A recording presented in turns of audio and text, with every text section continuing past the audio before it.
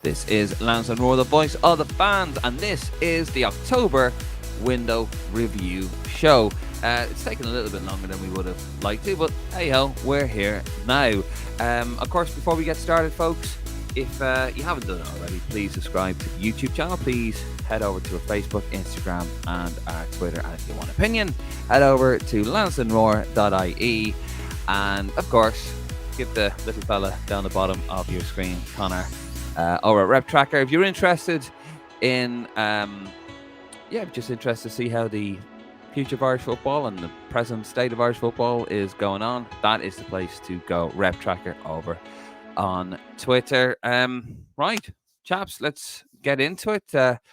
Introductions. I'm David Dunn. That's Martin Prendergast, and of course, Conor McAvoy down the end. I never know really what thing to do that in, lads. Anyway, it is the review. It's taken a bit longer, chaps. Martin, I'll start with yourself, obviously, because we haven't heard from you yet. We'll get into it. Were you happy with the review? Were you happy with the window? Was it a good window? Was it a bad window? Was it 50-50? Oh, it was a good window overall. I think we've done incredibly well. I think it's kind of been a reset of Irish football with it. You know, getting the result was a massive kind of monkey off our back. That Finland away win, also winning last minute. You know, it was absolutely brilliant to be there as a supporter of the Irish football team. So getting that was massive for Hamer and all the backroom staff and the players. You know, they've been under a lot of scrutiny, but getting the result was all that mattered, and we'd have been really happy with that in better times that we travelled away and got a good result. So ultimately, that's what we achieved. I'd hate to think what the kind of outpouring would have been if we'd have only got a draw or lost that game, because I think we'd been a massive negative, and that just shows you the fine margins of football. Greece, like Hamer said after the game, we only started playing when we went 1-0 down. There's some small little things that we need to fix. Which I'm sure he will. I did see progress from Heimer from the first two games he had. I think he's been brave with some of his decisions in making changes better than perhaps Stephen Kenny used to do, and also making those decisions where, he made a big call in a way, dropping Matt Doherty, and he did. And I think he was a little bit rewarded because down the right we looked pretty solid, and that's ultimately where the goals came from in the Finland game. So, I think he's made some brave decisions and he's standing by them. And yeah, overall, I was quite happy with it. How about yourself, Conor? Were you having time to reflect now? I wasn't until Tuesday night, and I'm still heartbroken. I'm absolutely gutted. The whole window was ruined for me, to be honest. After that 21 result on Tuesday night and Friday, it just took the legs out of me, ruined all the positivity. But in fairness, in terms of the senior team, I'm happy enough. Like, the win in Finland, couldn't have asked for much more. Especially if you're going to win 2-1 away, you want it to be in comeback fashion. It kind of gets a bit of morale going in the players and the fans, shows a bit of extra, I don't know, grit and drive in the players that they can come back from a 1-0 down. And then with the Greece game, it's just one of them things, isn't it? You go to a very good nation who are improving, like we are starting to do, and they're on the high of beating England and what they'd been through, so the emotion was up for the game. So it was 2-0 kind of. I don't know. It was really a 1-0 game in the end. I know they started very strongly, but that was expected, and I thought we rode that way quite well. Kelleher came up big a couple of times, and then of course he made the silly mistake at the end, but I don't think you can blame him too much. It was, yeah. Obviously, I think myself looking back at it now, I think we were caught quite in the buzz of watching our lads play quite well for sections of the game. Not the entirety of the match. With the Greece game, and yeah, look, I'm happy. I can see this progress, but there has to be a continuation of that progress when November comes around. Otherwise, it means nothing. Because we all thought under Kenny that we were seeing this progress. We all thought after the Scotland game, finally we wrote a look at that game, the 3-0. But we've come out emphatic winners on the scoreline. We think, here we go, and then it just went. And I'm just hoping we don't have the same. I don't think it will be the same with Hamer. He just seems to be. I don't know about you. I think you touched on it there, Martin. There does seem to be a constant progression. Like you're starting to see his shape on the team. You're starting to see, um, you know, okay, we've given you a chance, Matt Doherty. Sorry, not good enough. You're gone. We'll make up some excuse to sort of help you save face in the media. Why people thought he would butcher Matt Doherty in the media is absolutely ridiculous. But anyway, and then we're going to give Festi a go. So it just seems to be like a common sense approach by the manager. I tell you what, if only we had the March and the June windows, I think we would have been a lot better prepared going into September, for example. We probably have a few more points on the board. Probably have about another 3 or 4 points on the board, as it is. But yeah, I mean, I don't want to get carried away with it because the game against Greece, we were slaughtered in the first half, and it was some brilliant. Although we should have had a penalty in the first couple of minutes, I finally saw that because obviously I couldn't watch it in bloody Greece. The Wi-Fi in the ground didn't work. But yeah, it was wave after wave of attack. Now, if they had scored earlier, maybe we would have started playing earlier. It's this weird, but that's an Irish thing. Like, Martin, you've watched so many away games as well. You've been to a lot of away games over the years. Am I wrong? But that's always been an Irish thing. Like, we don't play well until we go a goal down. Yeah, we only we dig in after we've had a setback, and just, I don't know what that is really. It's probably something that should be looked at, some way. It's kind of a mental thing. I think they've kind of alluded to that as well. But I think overall, in comparison to when we went to Greece before, with Stephen Kenny, and that night, it was really, really demoralising. And I took a lot more positives out of the result the other night. And they're a good side. They travelled to Wembley and they won. And they're top of that group, and no one's expected that really. And again, this comes down to Irish fans perhaps underestimating some of these countries. They can get their big results. They can be solid to beat at home. No, they're solid to beat at home though. They're difficult to beat at home, and that's exactly what they are. And this is why it was a positive window. 2 away trips. You've got a lot to contend with a lot of disruption in travel, everything like that. So everything's alien to them. So when they go into like a pre-match training, what training are they really doing? They're having a lot of meetings. I think Hamer said that as well. A lot of meetings. That's a lot of information to take in for professional footballers. It's a bit of a boring kind of situation as well. So you've got all that to contend with. Now I know they're professionals, but ultimately then they've got to perform on the day, and I think they did. And I think you could see the squad a bit galvanised. You've got to remember a lot of negatives as well. That don't have your regular captain there, Coleman. There are changes, obviously. Matt Doherty there.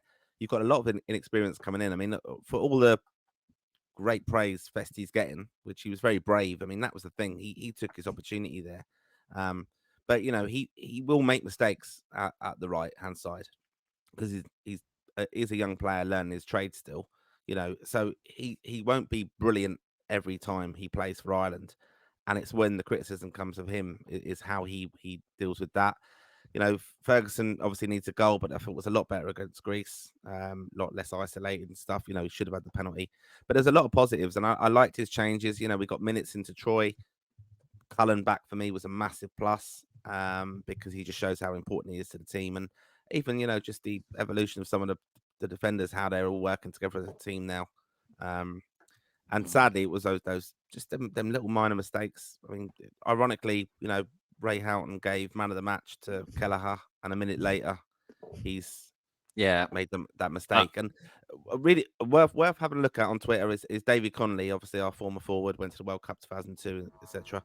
He's done a really good analysis of certain little bits, like technical analysis of some of the Irish football in that game against Greece, and saying how we nearly actually conceded from 2 of our throw-ins, I think. So it's little things that we need to work on, even our centre pieces and where we go and overloads and things, and how exposed we are. And it goes, they're technical and tactical things that are very easily fixed. So and there were warning signs for the mistakes that cost goals. Yeah, just to touch on that, I think, Conor, actually, that I think the issue we've had, and it's starting to be addressed, is psychological. I think I've said it enough times on the podcast over the last few. I think it's psychological. I think there was just a lot of damage done. It was a young group getting absolutely slaughtered week in, week out. by not by the media, but under Kenny. Like it just seemed to be a very intense camp under Kenny. You know, it was a very young team, a lot of pressure, and I don't think, yeah, I think a lot of damage was done there, Yeah. and you know the whole stuff like of sitting off the three centre backs sitting off the attacker, that's psychological. You know, you can't factor that in as a manager. That is just psychological. The another terrible throw in by Dara O'Shea, by the way, in the game against Greece. Did any of you see that? Like, he had the foul throw against Finland, and then it was like literally the first few minutes of the game, he just threw it right back. It was a dreadful throw. Mm. And Mhm. that's to me, that's psychological. That's not being switched on. I'm not having a go, not having a pop at the lad, but I'm just saying, like, it just seems to be the lads just the issues seem to be psychological, and he's having these chats and he's having these talks, and to be fair, Connor, it does seem to be like you do see a progression, which is Yeah. encouraging, of course.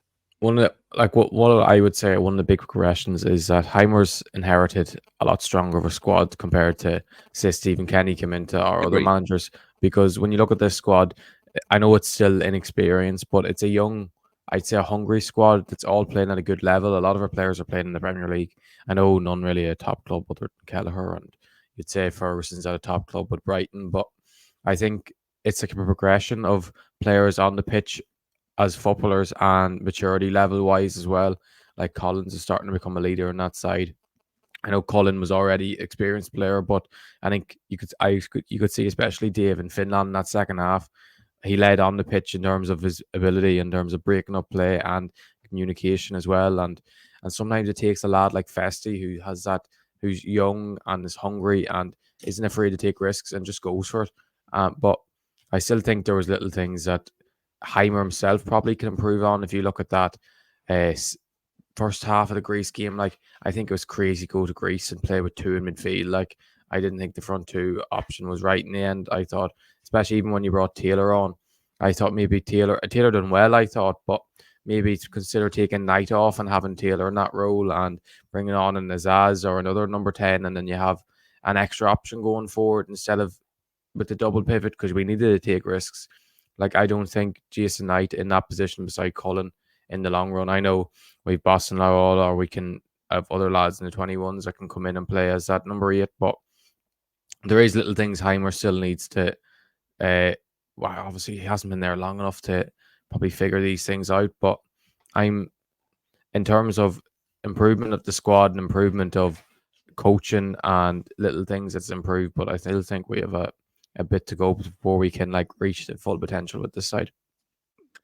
Yeah, I mean, obviously it's next up Finland, and then it's England after that as well. Finland at home and England away. I think no, Dave. That's where I think he's brought himself time though. Getting that result against Finland and a better performance against Greece, he's definitely got people interested again in Irish football, and that's massively important. Like that third game of the trio ticket, was Finland. It was not the attractive one out of the 3 games that the FAI sold, but people will probably go now on the Thursday night to Dublin to watch that because they think we will win. There is optimism with Irish football, which I think is really important. We've got to win it. I mean, it'll still be a tough game, but that's a nice little one now. We're bouncing into that, our last home game of the Nations League, that we play Finland on a Thursday night.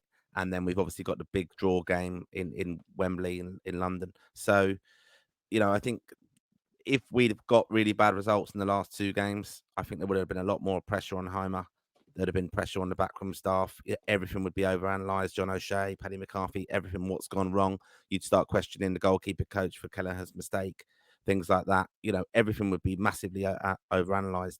But instead, we're going in with a bit of optimism that we'll win at home, and then we'll travel to England, to London, to see, England, who have just lost to Greece, where it's, I know the results haven't gone well for us, that we can't finish second or whatever, but we can with a miracle results, I think. But it is more optimism and interest. Like, people haven't sacked it off and go, I'm not going to bother going to Wembley because they're going to get a hiding. You're actually going there with optimism that we can get a result. I think because they can see an upward trajectory. That was the thing. Like, it always amazes me when you look at certain managers, like for example, Brian Kerr, the anniversary of his contract not being renewed.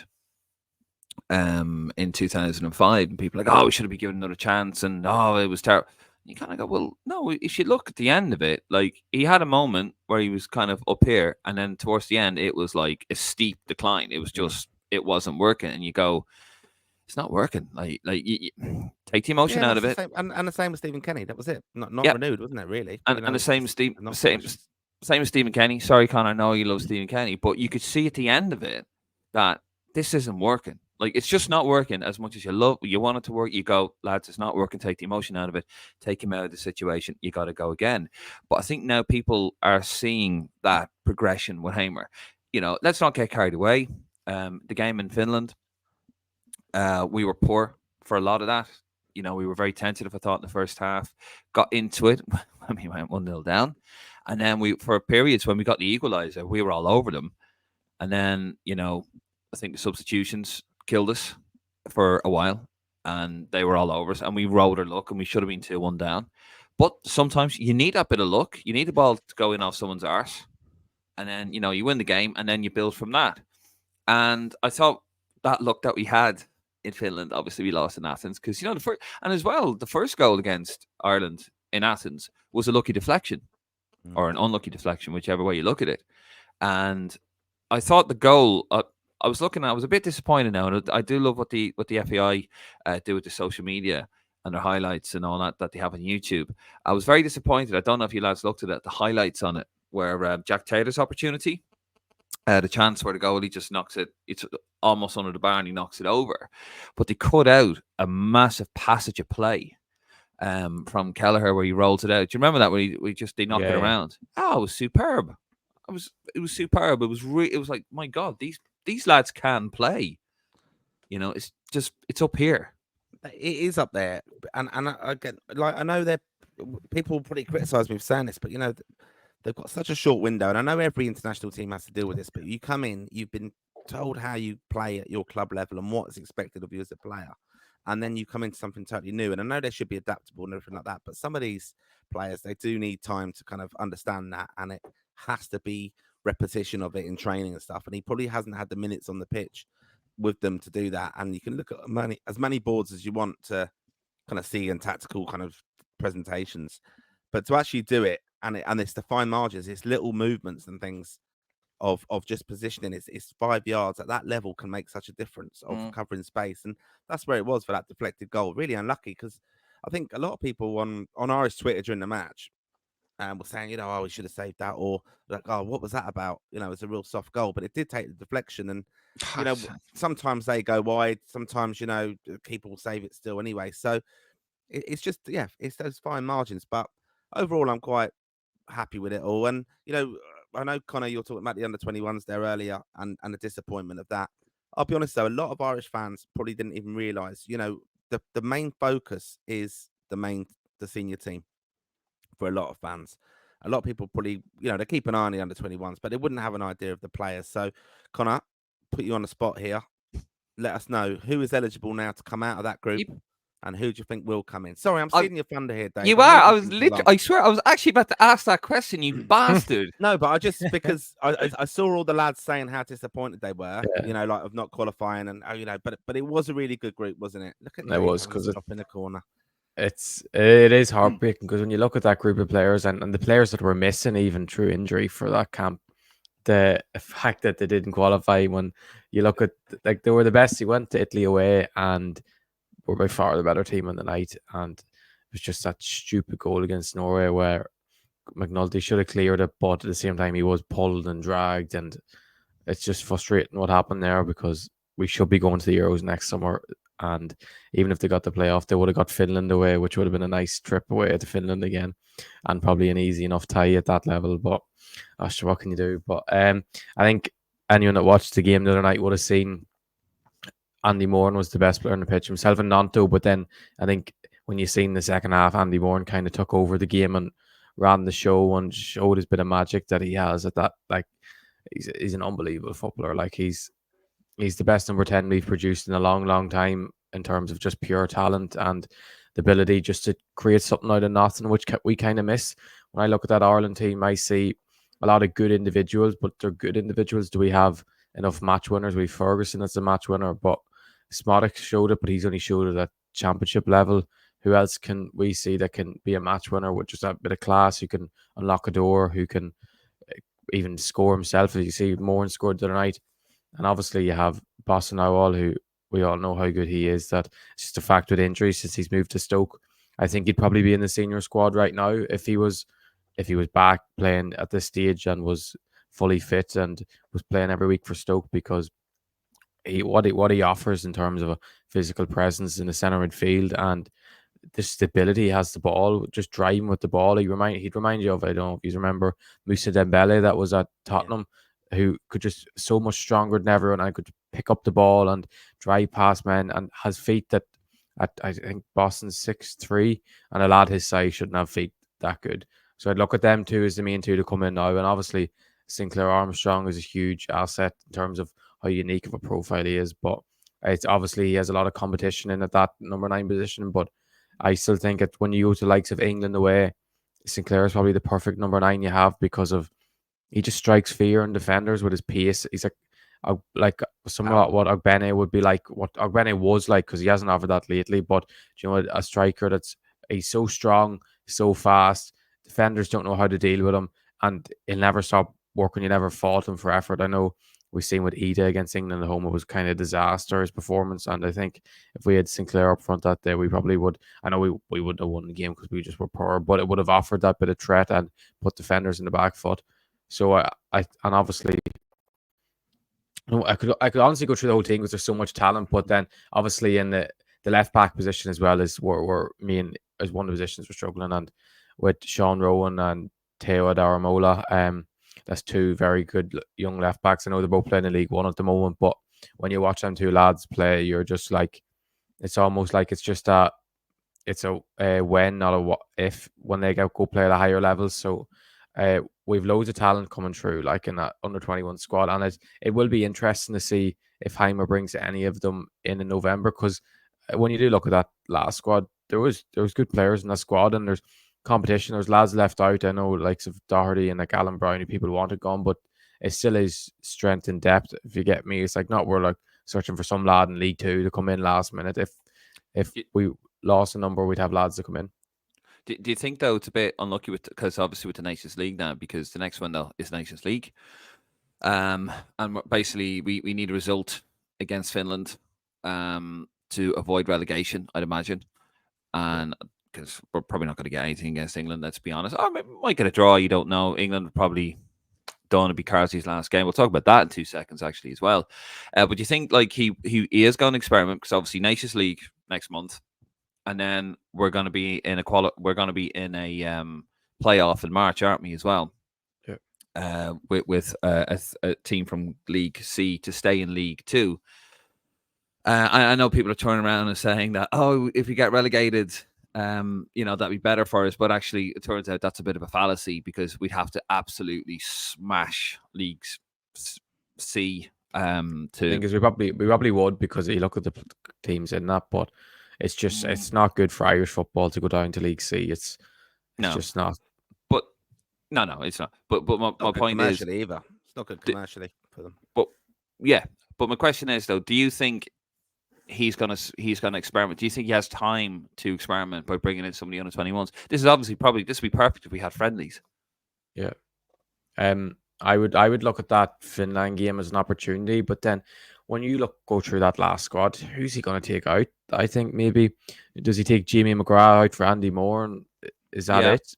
I think, is that really your own real possibility? Like the rest of the lads you look on that squad, you think they're his players that he'll want in the squad. I don't want to single out Jimmy McGrath because he's had a brilliant season, but I think of the long term of Irish football in terms of that number 10 position. And like he said after the Finland game, that he thought Izaz was our best number 10 at the moment, that what he can offer is a knock on doors and then score and goals and then drops them. But yeah, so if you had Andy Moore and his Finn Izaz are probably two number 10 options.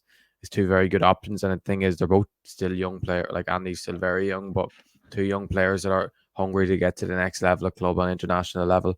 So I think maybe a left back, one of the left backs could come in, but probably too early yet. So it's I would have sorry, I'd probably have Sinclair Armstrong in over Ida, to be honest, because Ida just he hasn't he hasn't been the same player he was for Ireland in a long time, and I don't I, know. I I'd probably have him in over Parrott, if I'm honest, lads. I don't think uh, That my won't go my down well. sound. That's not going to go down well in the comments. No, it's not. But I have to call it as I see it. I don't. I think Parrott has the brain, and he's got the finesse, to be a top player. But I think two things he's lacking. Obviously, his killer instinct in front of goal. I mean, that was touched on by Van der Vaart, and and you can work on that. You can work on that. He's still very young, but I think another problem he's too lightweight. He has to bulk up. That's why in Holland or in the Netherlands, you get so much time on the ball. It's not as physical. It's more technical, and he's very technical, so he does well. But he's got to bulk up. When I watched him against Finland, he bounced off the number 4. I said it. We were sitting next to each other, Connor. I said it to you. I don't agree with him coming on because that number 4 is going to absolutely muller him, and he did. And then against Greece, he did okay against Greece in the end, but I just think he's too lightweight. Yeah, it's a criticism, but it's something you could just go to the gym and just bulk up. I think he just needs to get bigger and stronger if he wants to make it in England. Troy Parrott has to get bigger and stronger, because I think he's just a bit too lightweight. There you go. There's your I controversy, thought lads. I thought he looked a lot better against Greece when he went up front as just the number 9. I thought when he played as that second striker off Ferguson, he looked a bit lost. Even though he's played there before, when he did that with Obafemi, do you remember when, especially the Scotland game, the two of them linked up brilliantly. But But he just, look at the size of sorry to cut you off. Look at the size of Evan Ferguson as well. He's a big I know, lad. I know Evan Ferguson's. I think Evan Ferguson's probably a freak size for his age. Like he's been that size since he's 16. Like, but I think, I don't think you're going to get your wish. I don't think Parrott's going to be dropped because the thing is, he'll even if he doesn't score this weekend, it's not a wish. I love preference, but like I want him to bulk up. Like I just think there's certain games that suit Parrott, and like Finland at home is more a Parrott game, and England away is not a Parrott game. So it's whatever. I get your point. England is where you need to worry them at the back with pace and a bit of power. And I could see Evan getting a bit lost against England if he doesn't get enough of the ball, and a little bit like you're playing against a top team who dominate the ball like England will have. Like when we played France, he was very isolated. He's not involved. It's very frustrating mentally for a young lad to think I'm not actually doing anything in here. Whereas I think Armstrong would offer something different because he knows, I think he's a bit more mature, that he would think, I'll run in behind now. I can adapt here. But yeah, Ida for me isn't going to be the one, to be honest. Look, I'd score goals in Scotland. That's just the fact of it. It's not going to shy. go down That's well. not going to go down well. I don't. It's rubbish. It's rubbish. It's useless. There's 3 games. It's 4 games a season, isn't there? You smash everyone else. He'll get 30 goals. Well, he shouldn't he? And I know he does score in big moments and stuff for them as well, that's a good, nice thing to have in him. But that move going there, fair play to him. But I'd rather be playing in the Netherlands if I was a striker, where you're playing with better players and technically going to be better. And that's the point, Conor. I agree with you. When we're playing for the future now with this team, we're going to have these teams. And I know if this maybe football's not as I think it is now, but when you're playing these lesser teams, this is where we were crying out years ago for like the likes of Jack Byrne to come in there, Robbie Brady even sitting in the hole. You've got to unlock things. I think Parrott's got that. We know Andy Morans can have that coming in. Finn Azaz, that Schmodix. I want to see him do more of that. We will need that type of player.